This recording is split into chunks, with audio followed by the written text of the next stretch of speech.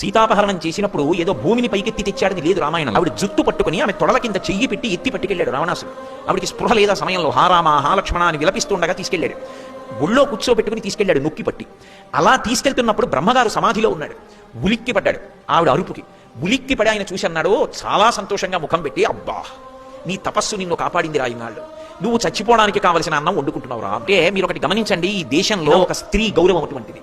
ఒక స్త్రీ జోలికి వెళ్ళడం, ఒక స్త్రీని నిష్కారణంగా అనరాని మాటలు అని బాధ పెట్టడం, ఆమె కళాశాలకు వెళ్ళి చదువుకునేది కానివ్వండి, ఉద్యోగానికి వెళుతున్నది కానివ్వండి, ఒక్క పిల్లే కనపడింది కదా అని చెప్పి మన నోటికొచ్చినట్టు వదలితే అది మనం విషాన్ని వండుకుంటున్నట్టు. దాని ఫలితాన్ని చిట్ట చివర అనుభవించవలసి వస్తే 10 తలకాయలుంటే ఆగలేదు, తెగిపోయి. రామాయణం సుందరకాండ ఎంతకాలం ప్రచారంలో ఉంటుందో అంతకాలం పిల్లల్లో కుభావములు పుట్టవు.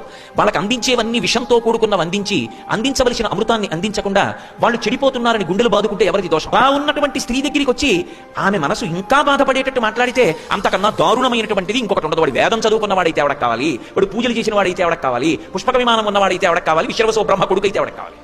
ఆచరణ లేని నాడు వాడు ఎంత చదువుకున్నవాడైనా దాని వలన ఉపయోగము లేదు. చుట్టూ రాక్షస స్త్రీలను ఏమి రాక్షసులను ఎందుకు పెట్టడు అంటే అది ఆయన యొక్క కామానికి పరాకాష్ఠ. తాను కామించిన స్త్రీని వేరొక పురుషుడైన రాక్షసుడు కూడా చూడకూడదు. రాక్షసి స్త్రీలే చూడాలి అక్కడ, తప్ప మగవాళ్ళు కూడా చూడడానికి వీల్లేదు.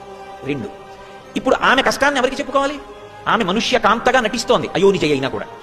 మనిషికి కష్టం వచ్చినప్పుడు ఓదార్పు ఏమిటంటే ఎవరికైనా చెప్పుకోవడం. ఎవరికైనా చెప్పుకుంటే ఎంత కష్టమో కొంత తీరిపోతుంది. ఇప్పుడు ఆవిడికి చెప్పుకోవడానికి ఎవరున్నారు? రాముడికి హనుమ ఉన్నారు, లక్ష్మణస్వామి ఉన్నాడు, సుగ్రీవుడు ఉన్నాడు, వానరులు ఉన్నారు. సీతమ్మ ఎండకన్నెరుగని తల్లి అకస్మాత్తుగా అపహరింపబడింది. కనీసం తన కష్టం చెప్పుకోవడానికి ఒక మనిషి లేడు. సరికదా ఒక రాక్షసుడిని ఎవరినైనా అక్కడ పెడితే రాక్షసుడు ఆమె వంక చూసేస్తాడేమో, చూడడానికి కూడా వీల్లేదు. ఆయన సుత్త ఆమె రామచంద్రమూర్తి సుత్తి. రామ పాదములను లోపల ఆశ్రయించి ఎవరు కాలిపోతారు ఈ దుష్ప్రవర్తన? అసలు ఎక్కడా ప్రపంచ వాంగ్మయంలో ఇక సీతమ్మ తల్లి లాంటి వ్యక్తి ఇక పుట్టదు. ఆ తల్లికి ఆ తల్లియే సాటి.